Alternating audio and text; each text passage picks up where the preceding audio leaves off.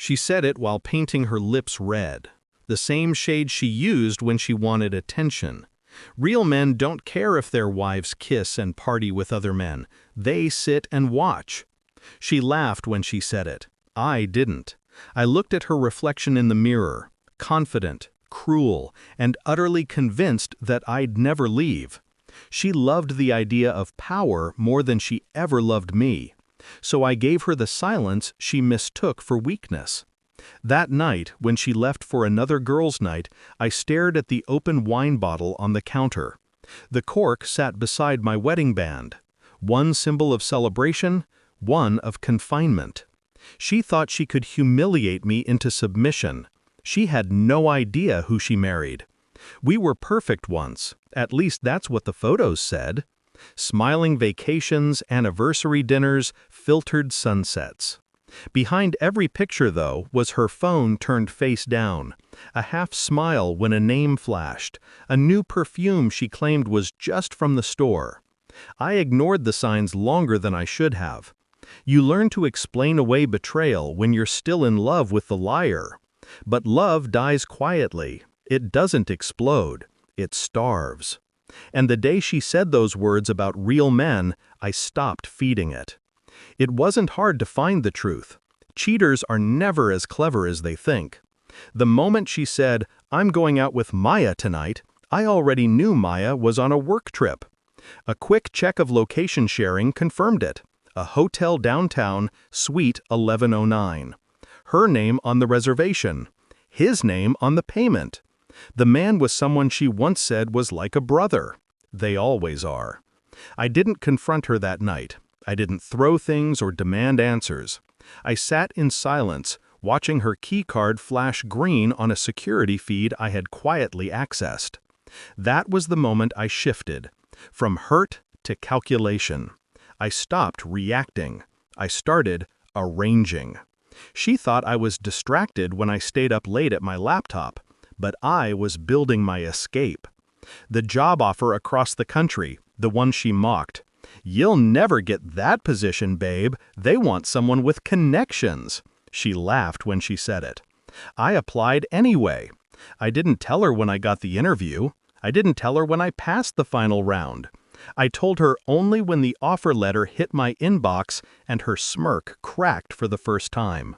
While she scrolled through social media, I moved every financial tie from our joint account into a private one. While she planned another weekend trip, I had a lawyer quietly draft the divorce papers. While she slept, I booked a one-way flight and an apartment with a skyline view. Every step was surgical, clean, silent. Revenge doesn't always need fire. Sometimes it's a scalpel.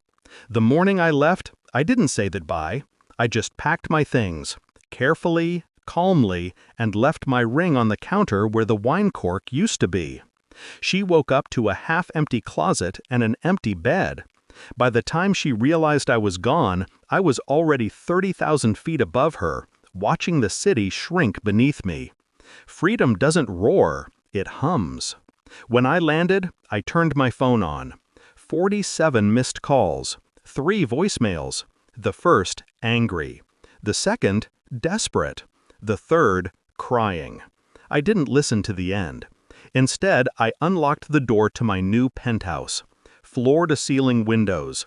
A view that looked like possibility. That's when her text came. "Come home tonight?"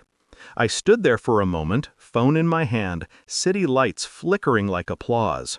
Then I took a picture, the skyline glowing in deep golds and blues, the kind of view you earn after you've burned everything holding you down.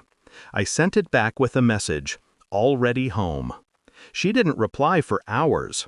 When she finally did, it was just 3 dots. Then nothing. That silence was louder than any scream she could have sent. Days later, I heard through mutual friends that she'd been asking around, pretending she didn't know where I was, pretending she didn't care. But she cared. Her social media turned into a performance, forced smiles, captions about freedom and self-love. Funny how cheaters always find religion after being left. She'd expected me to beg, to fight, to make a scene. Instead, I vanished. No closure, no chaos, just absence. And that absence haunted her more than any confrontation could. Now when I look out at this skyline, I realize revenge isn't about destruction, it's about proof. Proof that you can rebuild yourself without them. I didn't ruin her life, she did that on her own. I just walked away before she took mine with her. She once said, "Real men watch." She was right, but she didn't finish the sentence. Real men watch the ones who betray them fade in the distance, while they rise above, untouched. And every night when my phone buzzes with her name, I pour a glass of wine, look out at this view, and remember the woman who taught me the difference between love and loyalty.